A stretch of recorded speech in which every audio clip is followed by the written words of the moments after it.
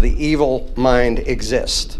And as you know, evil is not a psychological diagnosis. Whenever a bizarre or seemingly out of character or horrendous crime occurs, the human mind tries to make sense of what happened. Now those neighbors in the Bywater are trying to wrap their minds around how a father could allegedly kill his own child. And I'm Tan Trung. The shocking crime took place this morning in the 3100 block of North Rampart Street. That's not normal. That is absolutely not normal.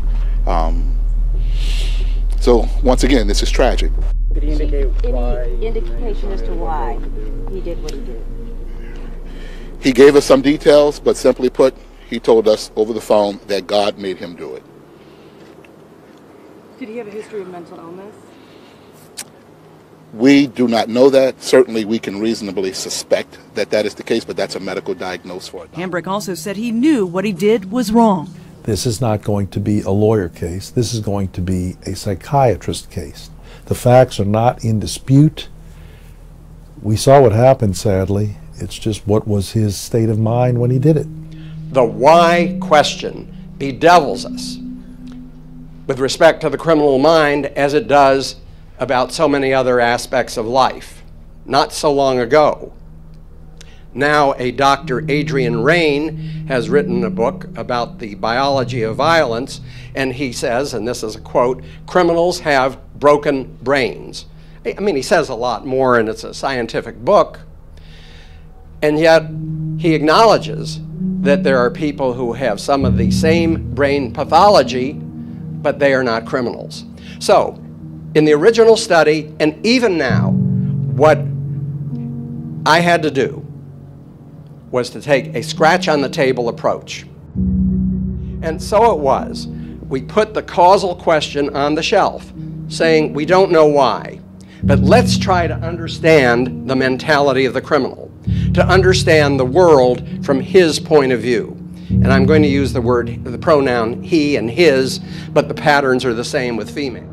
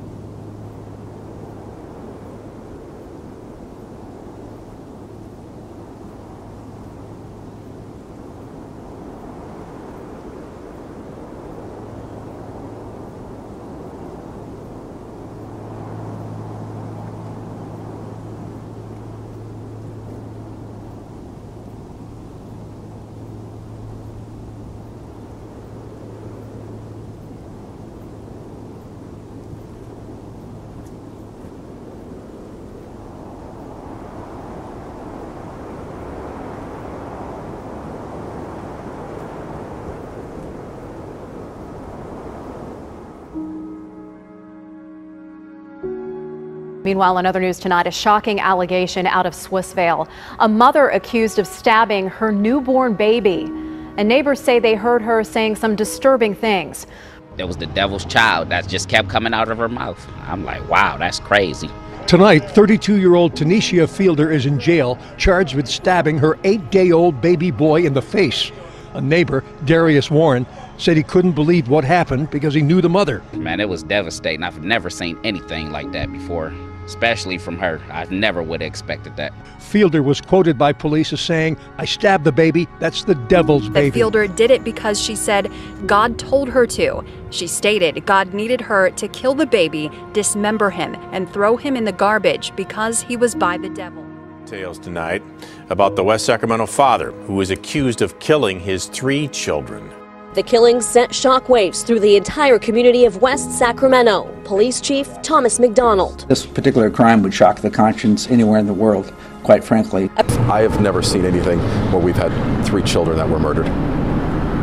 So it's disturbing. Family who spoke to CBS 13 off camera saying the crimes are completely out of Hodges' character. LaToya is still struggling to process what she witnessed. The devil doesn't come to you in red horns all the time. And I can testify to that. It's difficult to close my eyes and sleep because all that I can see are the children, specifically the infant, because that is, it just, like I said, I gave birth to life myself, so I know how precious it is. A judge found a Naperville woman guilty of murdering her 7-year-old son and a 5-year-old little girl she was babysitting.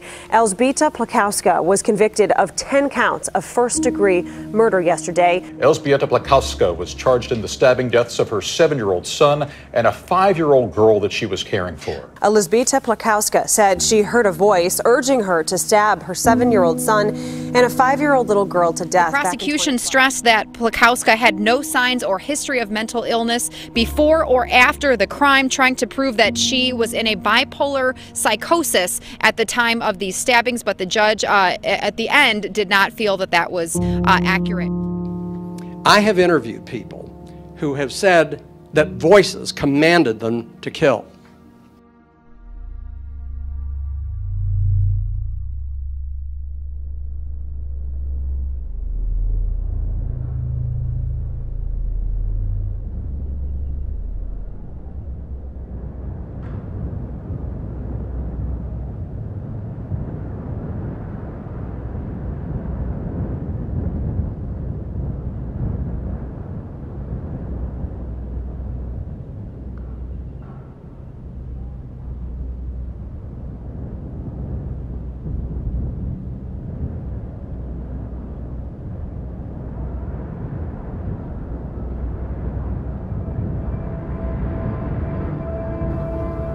An Arlington County case where a man brought one prostitute after another to his apartment, had sex with them, killed 3 of them on different nights.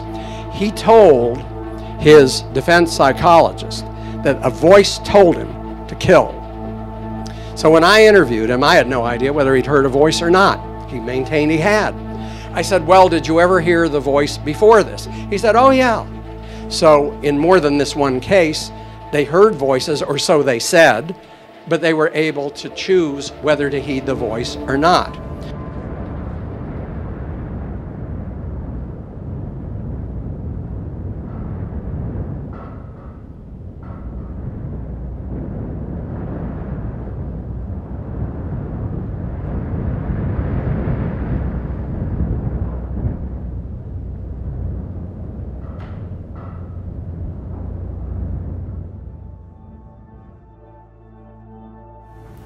CPS West Midlands today welcomes the life sentence handed to Aaron Barley.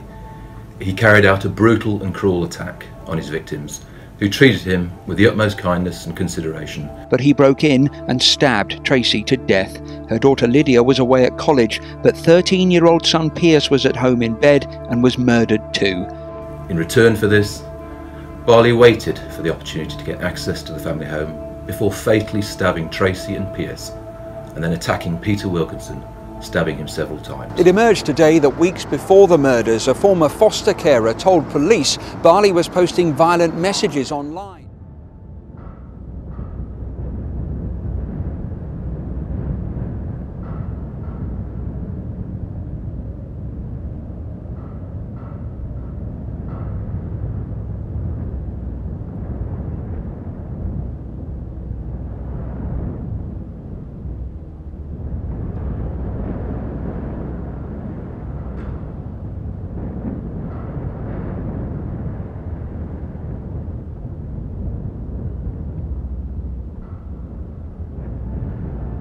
Barley was arrested after crashing the family's car as he fled the scene. The former home of double murderer Christopher Halliwell is being searched by police in Swindon. Christopher Halliwell, a former taxi driver, is currently in prison serving a life sentence. Forensic officers have spent the day here, searching the gardens and garages of 2 Swindon properties. One of them the former home of convicted double murderer Christopher Halliwell, who police believe may have been responsible for the deaths of more women.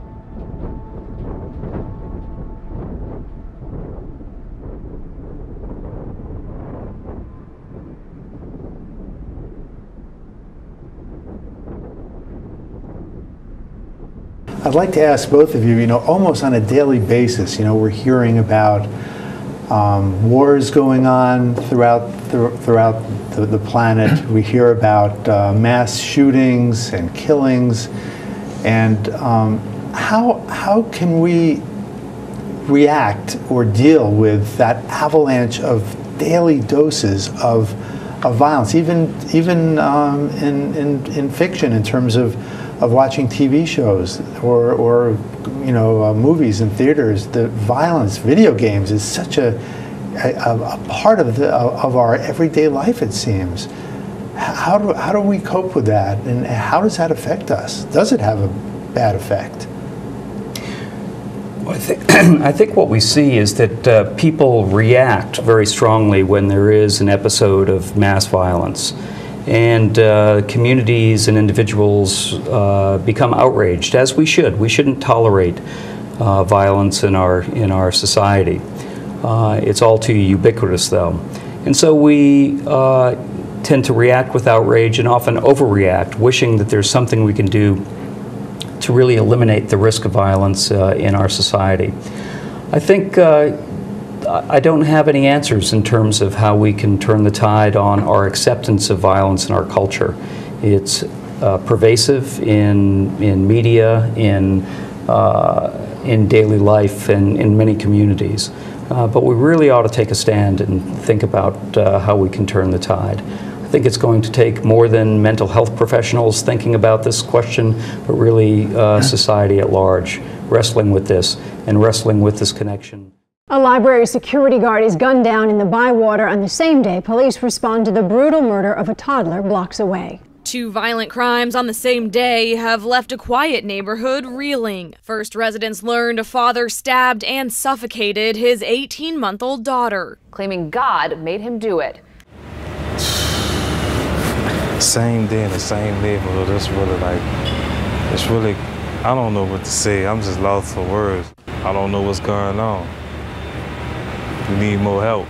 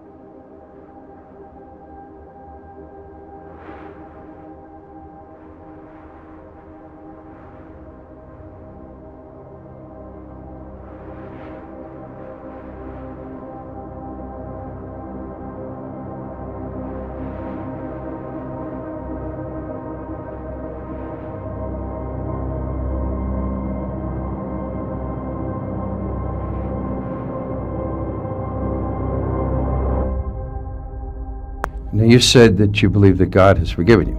Yes.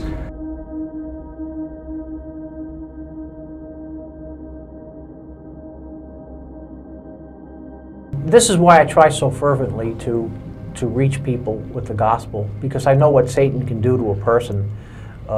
Satan can utterly destroy a human life, and just as the Bible says that Satan comes to steal, kill, and destroy, but that Christ comes to give an abundant life. And if people dabble in things, if they follow that path that I was on, eventually they can end up destroying themselves, because there are powers behind the scenes. I know many people say, "Oh, bah humbug, I don't believe that stuff." Well, it's true whether people believe it or not. It's reality. There are powers, entities that people get involved with that could twist a person's mind, ultimately destroy that person's life. Does that say anything to you about all this? Yeah, that the devil means business. It doesn't play. That's what I've been sharing in my testimony, time and time again. That the devil does not play, and person follows him or serves him, they're throwing their life away. They don't know what they're getting into.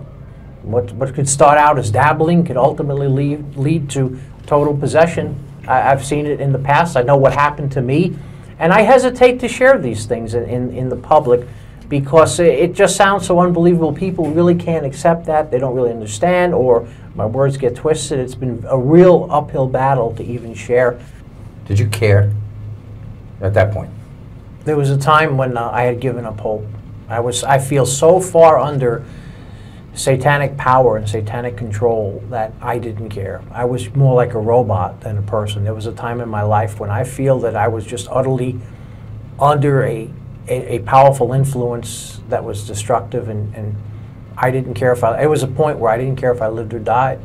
I'm sorry for being that bad person and being a fool, and this is my way of, if I could reach out to some young person and through the videos and so forth that are going all over the place in schools and churches, youth facilities, prisons, I know that if I reach some of them with that warning that you don't want to come to prison, that you don't want to throw your life away, that you could have a better life through Jesus Christ, if somehow I could touch some of them and get them to change their direction, then it would have served a purpose. I really believe with all my heart that the message that I'm sharing today through the written pamphlets or through the videos have actually saved a lot of lives, and there's ministers to verify that, where their kids or whatever who've heard that message and have, instead of going in the path that they were going, which may have led eventually to a graveyard, an early grave, they've given their life to Christ instead, and they're better people today because of it. And so I'm thankful for that. That's truly a blessing. And that's not me doing that. I believe it's God. God works through people, ordinary people.